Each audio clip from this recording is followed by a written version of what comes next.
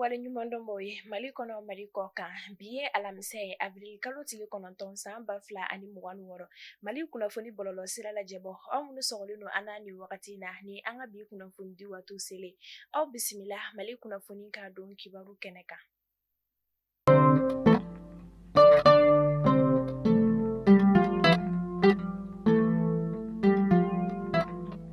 Kunnafoni daminɛ la bi sefa wari miliyari 4 ani miliyɔn 71 o musakaw de kɔni bɛna bɔ walasa ka sanji kasara kunbɛn an ka jamana kɔnɔna na cogo min na jateminɛw y'a jira k'a fɔ ko samiya o samiya sanji kasara de kɔni bɛ bonya fo a bɛ wolo dɔw yɛrɛ kɔni ni bɔli la an ka jamana kɔnɔna na o de hukumu kɔnɔna na kunun avril kalo tile 8 san 2026 an ka jamana ɲɛmaaw ka ladala ɲɔgɔn ye senfɛ u ye sefa wari miliyari 4 ani miliyɔn 71 o de bila sen kan walasa ka sanji kasara kɔni kunbɛn an ka jamana kɔnɔna na cogo min na.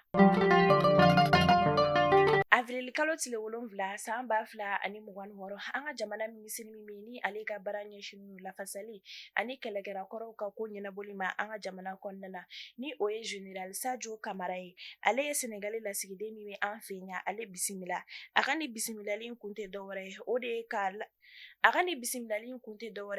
ka bolodi ɲɔgɔnmaya sabati jamana fila ninnu ni ɲɔgɔn cɛ walasa lakana ale bɛ se ka sabati cogo min na ka jatigɛ wale tigilamakulu bɛɛ lajɛlen kɛlɛ ka bɔ jamana ninnu bɛɛ lajɛlen na.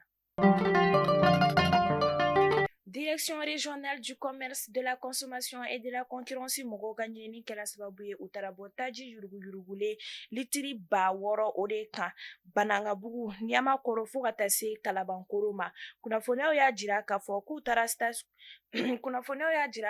taara bɔ station dɔ jira a n'a pɔmpisiw de kɔni kan ni u b'a la ka taji de kɔni kɛ sotarama dɔ olu kɔnɔna na ale ni mini citerne dɔw ni o citerne ninnu kɔni taji 2000 olu de kɔni bɛ se ka kɛ olu kɔnɔna na ni o kɛra sababu ye fɛn min ye direction régionale mɔgɔw ye olu taara bɔ ni maa kofɔlen ninnu kan ka taji litiri 600 de kɔni sɔrɔ u bolo su minuwi wagatiw la an ka jamana faamaw b'a da jamana kɔnɔdenw kulo kan ko maa o maa ni i kɔni minɛla taji de kɔni yuruguyurula an ka jamana kɔnɔna na i ni ɲangi min ka kan o bɛ da i kan. Furaji 3 olu dayɛlɛli baaraw kɛra Senu Sulemanibugu kɔnɔna na kunu araba avril kalo tile 8 san 2026 walasa ka jiko nɔgɔya Senukaw fɛ ni funteni bɔ in kɔnɔna na kunnafoniya olu y'a jira k'a fɔ ko fɛn min ye furaji 491 ko o baaraw de kɔni kɛra an ka jamana kɔnɔna na walasa jiko ale bɛ se ka sabati an ka jamana kɔnɔna na cogo min na. Maa 5 olu de banana bingani wale dɔ senfɛ maa maramafɛn bugunatigɛbali dɔw fɛ an sɔngo marabolo kɔnɔna na Bura commune na tarata don avril kalo tile 7 san 2026 ka kɛɲɛ ni nɛgɛ kanɲɛ 23 wagatiw ye ni kunnafoniyaw y'a jira k'a fɔ ko maa maramafɛn bugunatigɛbali dɔw de kɔni nana kulu na min senfɛ o kɛra sababu ye ka maa 5 olu bana ni maa 5 kofɔlen ninnu kɔni cɛla maa 2 olu kɔni joginna kosɛbɛ ni olu ta ka taa n'u ye kɛnɛyaso kɔni na fo ka taa se ni dugu kofɔlen in kɔni dugutigi ka conseiller ma ni u kɛra sababu ye ka ale kɔni jaso o kɔfɛ sibilidenw ka dugu jɛ kari kɔni na kunnafoniyaw olu y'a jira k'a fɔ k'u ye maa 1 kɔni bɔnɛ a nin na Gabero commune na maa maramafɛn bugunatigɛbali dɔw fana fɛ.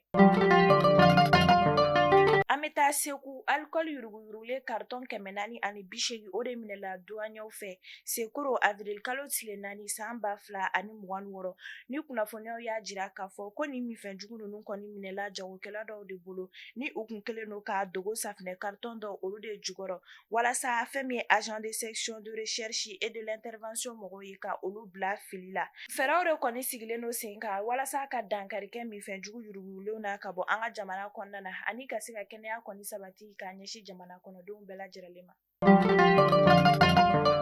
Avril kalo tile 7 san 2026 Madame Gakou Fatou Niang ale ka kalifa minɛna a la ka si to san 87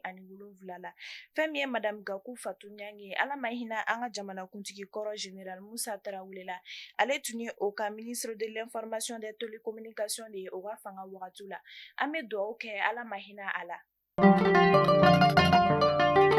An bɛ taa kɔkan kibaru la Chad jamana kɔnɔna na kunnafoniya olu y'a jira k'a fɔ ko maa 7 olu de jasora jatigɛwale tigilama dɔw fɛ ni u b'u wele ko Boko Haram ni jatigɛwalekɛla ninnu kɔni ye laɲini dɔw olu de kɛ laɲini min na u b'a jira k'a fɔ ko maa 7 minnu kɔni jasora ko ka sefa wari $500,000 o de sara u kelen kelenna bɛɛ kun kɔrɔ yaasa u bɛ se ka u labila cogo min na kunnafoniya olu y'a jira k'a fɔ ko ni maa 7 ninnu kɔni cɛla ko fɛn min kɔni ye médecin furakɛni dɔ ye ko ale de kɔni tun bɛ a la ni a tun b'a la ka taa a facɛ kɔni ka janaja kɛyɔrɔ de la ni maa kofɔli ninnu kɛra sababu ye ka ale fana jaso Chad jamana kɔnɔdenw b'a laɲini u ka jamana ɲɛmaaw fɛ u ka fɛɛrɛw kɛ walasa ni maa kofɔlen jasolen ninnu bɛ se ka labila cogo min na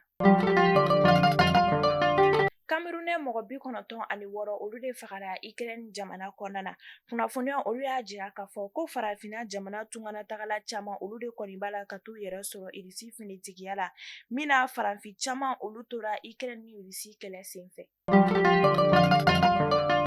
Mali kunnafoni bɔlɔlɔ sira lajɛbaw an ye kunnafoniya minnu sɔrɔ k'a da aw kulo kan o de ye nin ye aw kan bɛn kunnafoni di kura nataw olu kɛnɛ kan